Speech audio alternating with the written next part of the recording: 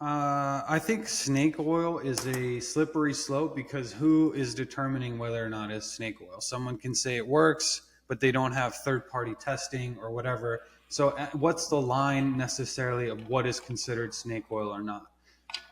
And I do have an opinion on this, which I want to share, but I first want to touch and linger a little bit on what you were saying about what a good ad really is. And there's so many things that can go into a good ad, but ultimately is, well, does somebody watch it? But when they're watching it, do they know if it's an ad or not? If they know it's an ad, you didn't quite hit the target. If they don't know it's an ad, they think it's organic content, then that's the most powerful type of advertising. And I think that's why we've had this growth of influencer marketing, not just because it's become available because of social media platforms, but people don't like ads. People don't like searching on Google and clicking on an ad. There's so many people that I know, including myself, even though I'm a Google Ads expert and company and we do all Google ad stuff, but all the time I'll scroll down immediately past the ads without even oftentimes looking at them. It's like kind of that, those people that put salt on their food without trying. Like I just skip past the top without trying because Right. I'm weary of ads. Everyone's weary of ads. And so here's my take on this. I actually may be on the side of the ASA in this case. Now, first, I'm going to read what they claim that they do. They say that we respond to concerns and complaints from customers and businesses to take action to ban ads which are misleading, harmful, offensive, or irresponsible. And they also monitor ads themselves, not just complaints. So all of this, they're slippery slopes are all around us. So who's to say what's harmful or offensive or irresponsible? I saw this or read this amazing quote from, oh man, who was it? It's like someone like Ricky Gervais, who's hilarious, obviously, and breaks Hmm. all the rules. But he said, or somebody said, it might have been him, just because you're offended doesn't mean you're right. Yes. Maybe it's Steve Sims. It's like one of those British guys. Um, they're kind of similar. So is one of those guys, I think.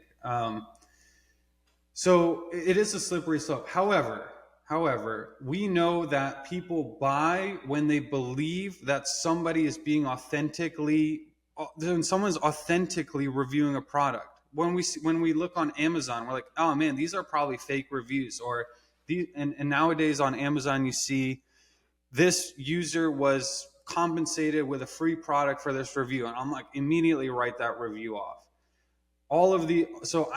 We're all in pursuit of finding genuine reviews. And even though this lady owns this brand, that that in itself is actually a very good indication that she's going to be biased and it's not going to be a fair review. And I think it's actually fair to say that she should disclose that it's an ad. She doesn't have to change the ad, but in her caption, I think that like hashtag ad is actually proper because it's not a genuine review, like an authentic, I'm some normal person who bought this product and here's my authentic review of it. No, it's not that. So I think I'm on the ASA side in this case.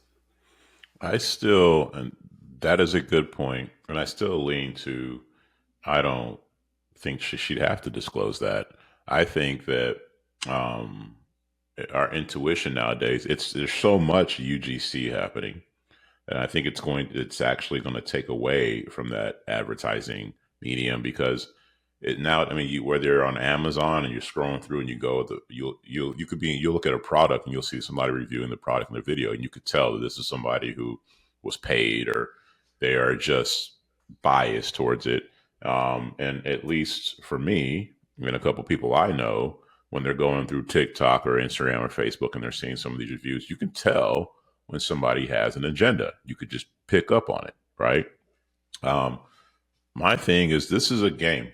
And if somebody is skilled enough to present something to you to where you stop and watch and you're like, man, I like this person and I like what they have to say. And then you buy into them and you buy, and it's not harming you in any form or fashion. I don't see the harm. No harm, no foul. I praise that marketer for their ability to do that. This is marketing. This is a skill. And so their skill was sharp enough to bypass your bullshit detector, entertain you, and get you to buy something. And as long as it's not something that is harming you or does not do what it claimed it would do, I do see the harm in this. I think that this whatever advertising standards authority, I see what they're trying to do, but I also think that in doing that, you take away from the game and actually do that buyer a disservice, because now you're taking content off the market that they obviously liked. Yeah, I think I mean I'm going to disagree with you still here because the you don't have to get rid of the content. You can keep the content. You can keep that brilliant ad that was made. It still exists, but you're just disclosing in a discreet, fairly discreet way that it is an advertisement because there, in this case, it's harmless. Most likely, it's a footwear brand. Okay, so you buy some shoes or whatever, and it doesn't. It's not all that you thought it would be, and okay, well, they're shoes or whatever this brand is. Maybe it's clothing. Whatever you can always return it too, but I think that it's important for where we get to more gray hat potential. It's and that I think this type of regulation is important. Still have the ads, still make them where you can immerse someone into your advertisement, where they think this is organic, this is authentic. But when there is a conflict of interest, I believe there is a conflict of interest here, and especially with influencers these days. I mean, you have people who have millions of followers, they have influence in the world, and they can sway people one way or the other with a single post. But when it's not swaying someone based on their authentic reaction to a certain product, it's more, I'm going to sway people because this is going to pad my wallet. It does become a conflict of interest. So that's where I think I actually really think that this is an important thing to do to disclose your conflict of interest effectively in a discreet way by just saying hashtag ad. In that way, you protect the consumer from the influencers that they might worship. And you protect even the influencer from maybe taking things too far and selling whatever to their followers just because they're going to make more money from it. I see that point. I feel that disclosing takes away from the experience. Again, I know I've said it 50 times. I'll continue to say it. Continue to say it. If it's a product that is BS, okay, completely get it. Like whatever, completely understand all that. But in this case, let's say it's clothing or footwear, and somebody is they had a hard day at work or they're bored or whatever, and they go online and they see her and she entertains them to the point where they want to go buy this product. Um, Again, I think that all parties have won in that situation. She gave this person something. To me, it would be like, and this is an extreme example, but you know, we people go to movies to check out of the real world, to go there, and it's whether they're cognizant of or not, it's a form of meditation. It's a hypnosis. You were there and you were checked out and you were into a new world all of a sudden, right? Let's say it was back in the day, Lord of the Rings or something. You're sitting there and you're watching this Lord of the Rings. You're in this new world. It's all good. And let's say the movie stops all of a sudden. And then this person comes in and is like, hey, I need to remind you that you're watching a movie. And then the movie happens again. It takes you out of the world. It takes you out of the entertainment. It takes you from all of this. It breaks it. It could taint the experience. So now here you are watching this UGC lady do this thing and present this, that, and you're like, oh man, oh hey guys, this is an ad. Then it can taint that. It could taint what she was doing. It messes up the art.